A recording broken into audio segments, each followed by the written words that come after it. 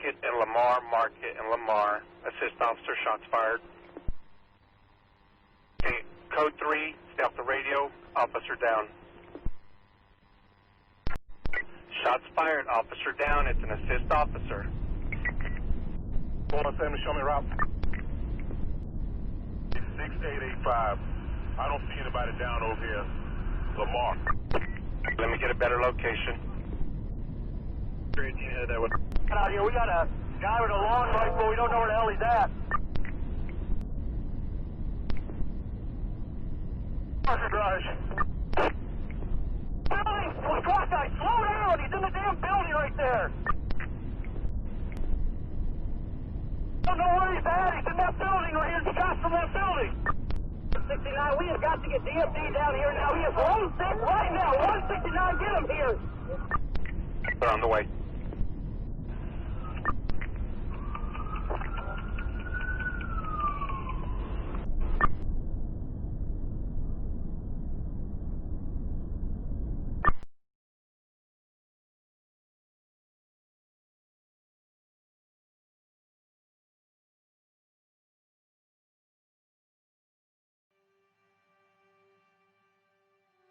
But I'm going to channel an old preacher that I admire tremendously, Jeremiah Wright. Yeah. And I'm going to say, God damn white America. God damn white America. White America is a lie. When July the 7th happened, you have a nation that is confronted with a Baptist minister, a white Baptist minister, screaming out, "Goddamn white America," in a way that people just couldn't understand that. And I think a lot of people in the activist community couldn't understand that. And there's been this whole desire to bring, white and black people together for conversation. I mean, there's been a lot of positive things going on, but all you see is the screaming in the streets, which makes, poor white people go, "Oh shit, man, this thing, golly, they gonna come get all my shit." It just created room for a conversation. Of course, what I got immediately was, how dare this white guy be the guy that's getting all this attention when this is just happening? And, so there was a lot of criticism happening because of that. And I always have thought to myself, well, that's because none of y'all could have said this. I mean, nobody else could have said that and it had that kind of effect. And I was very aware of that at the time.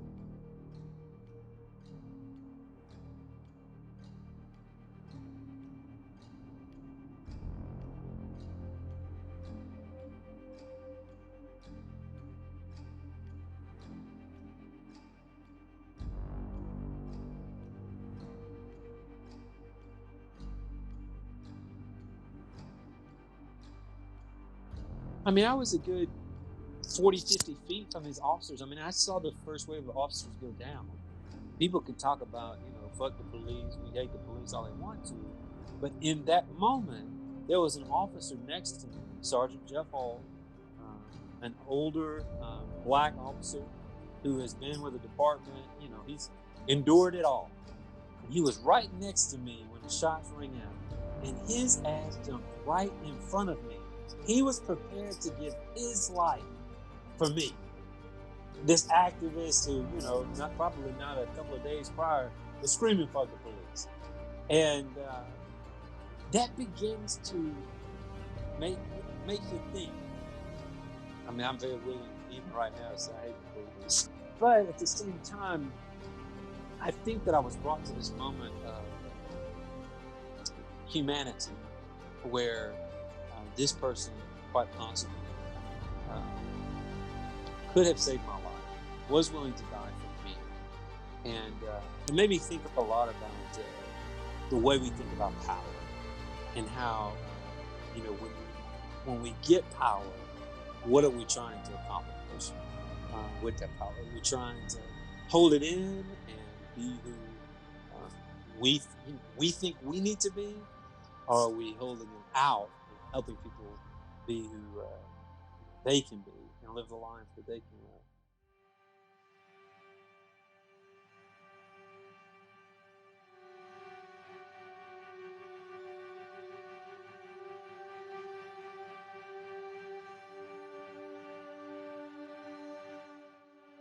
What was happening was I was trying to be all things to all people. And I think white activists, and certainly for that matter, a lot of black activists too, there's this temptation to do that because everybody wants the applause. Nobody wants the boo. Nobody wants to get the ass yanked off a stage. And for that matter, if you're the only white person there, nobody wants to get the ass kicked. I was brought to this place with God, very similar to Dr. King's kitchen conversion of God saying, are you going to rely on me? Or are you going to rely on all this language and all this other stuff that you've learned? Anybody can get up there with a bullhorn and say the right things. Anybody can, get everybody pumped up and get excited. But it takes something different to be willing to sit down with somebody in front of you that is portraying a gender that is very confusing to you, and yet, and for that matter, portraying race, sexuality, all of these identities in ways that are confusing, and yet still be clear that this is someone made in the image of God and someone that has tremendous value. And so I have always said that in those spaces, that is where our salvation lies.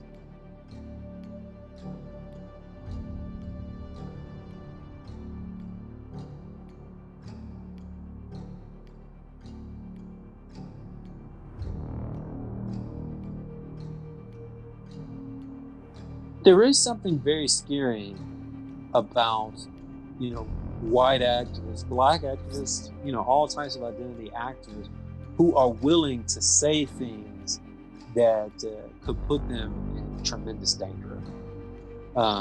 And I have always argued that that activism is about putting yourself in danger. Like John Lewis said, getting into good trouble.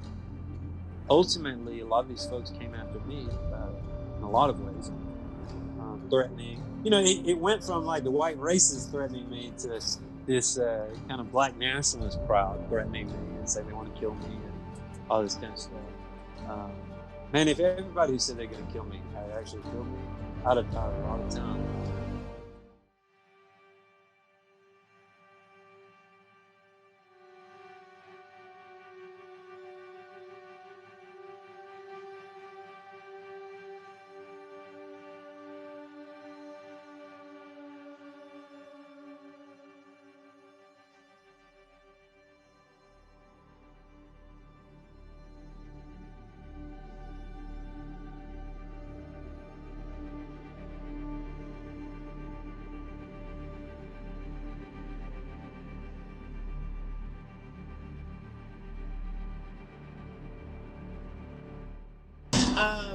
Hi, my name is Tyne Dickson. I am a junior at SMU. I major in theater and human rights with a minor in public policy and international affairs as a Tyler Scholar. I'm originally from Houston, Texas, but through auditioning with theater and getting a lot of scholarships through that, and SMU Black faculty just reaching out and being so hospitable, I decided to go to SMU.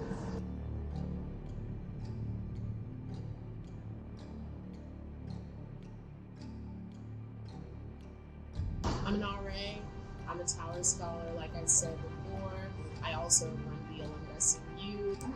As a student here, the goals of BLM at SMU are to help students participate in the BLM movement, because we do live in a bubble if you go to a college, but there are things happening outside that are important.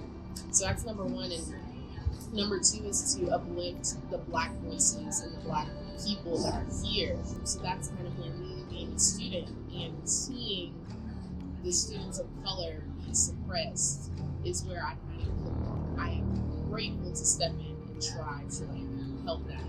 If you are a student of color here, it's going to be difficult. Not only is it going to be difficult, but you're going to feel, and I hate to say a little bit of predator vibe, but you're going to feel purposely manipulated or looked over, and what I mean is this can be a dangerous environment. That's what I mean to say.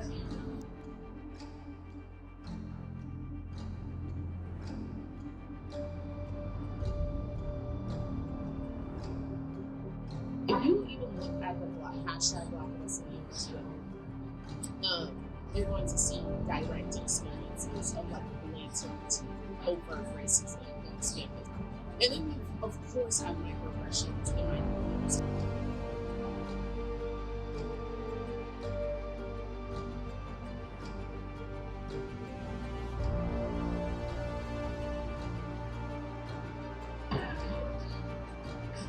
We tried to make sure our chants were action.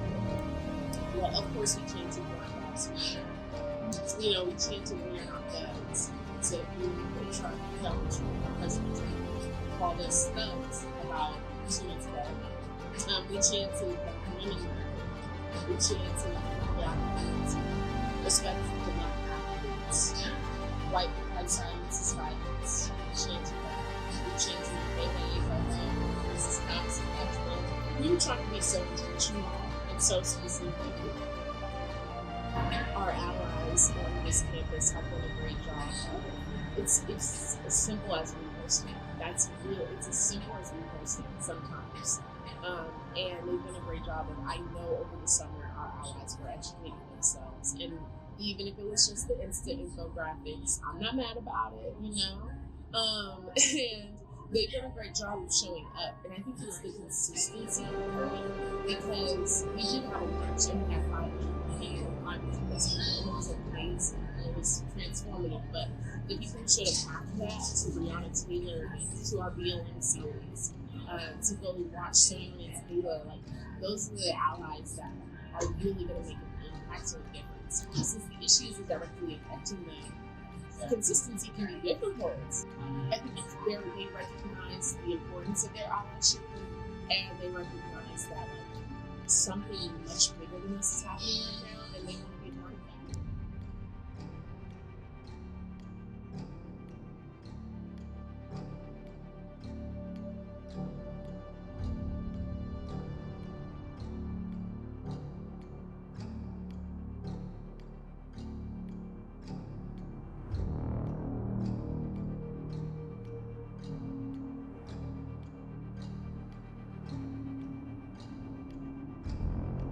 We had some combatants, but not to a huge level. Marching in the neighborhood, people started coming out of their homes, video recording, saying things like, you know, quietly, but just to let them hear them. Our allies, our allies were up in arms during that march, honey. I was living, because we did have a lot of people drive by told us and throw up flip signs or flip us off. We even had some people in truck shirts marching around this place trying to instigate it.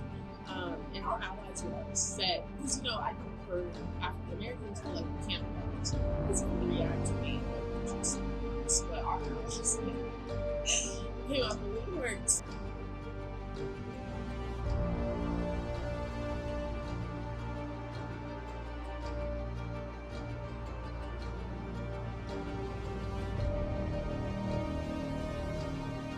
There has been an outpouring of sympathy in the oldest campus from not only students but faculty.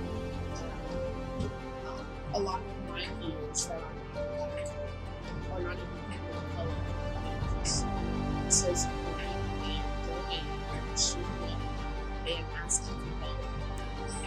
It's been really wonderful to see that amidst the generation scared. I will say that it's been which is what makes me so happy, because there's the people that just outright love the lesson, the people who are more so maybe not so nice. I do see a shift in student culture, and you know, I'm not going to change this in a day, so it's not really it's not really yet, but I do see a shift in students who do support being willing to support outright, openly, and challenge others. When I was a freshman here, Black girls, when I went to, our org meetings, we were scared to wear Black Lives Matter shirts because we knew it was going to be, challenged. People were going to have something to say, the stares. It was awful to wear Black Lives Matter shirts. And then now to see allies and Black students line up and outright to take a Black Lives Matter shirt and wear it to, that's big. So there's shifts happening for sure.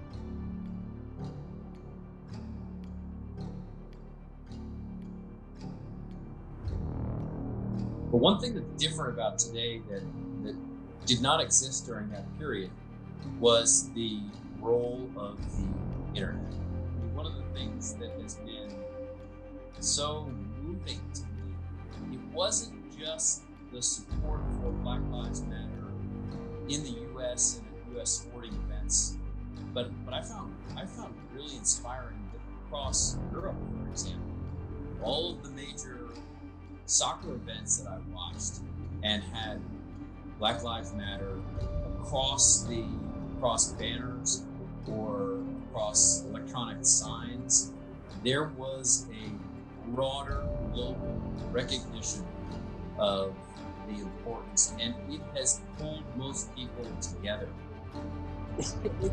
This whole space of intersectionality, we keep on trying to stay away from it and push it away. But the truth is that is the only space through which change will come. That's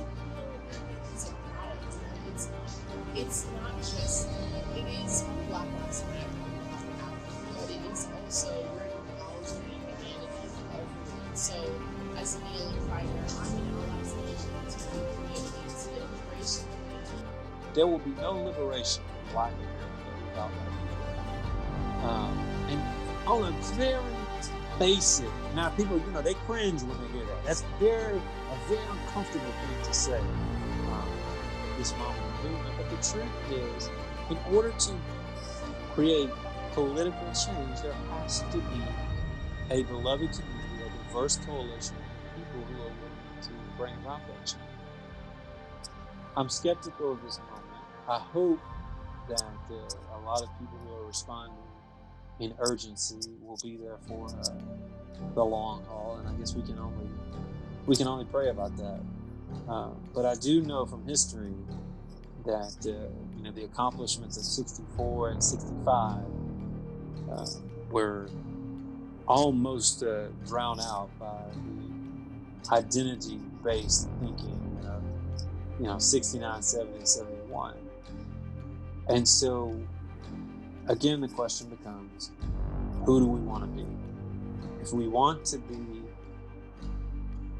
activists or advocates for change for the rest of our lives, then we can keep on putting stuff forward that people don't understand and people can't engage. But if we want to create the beloved community that we speak of, then we have to find a way to speak clearly and speak to each other.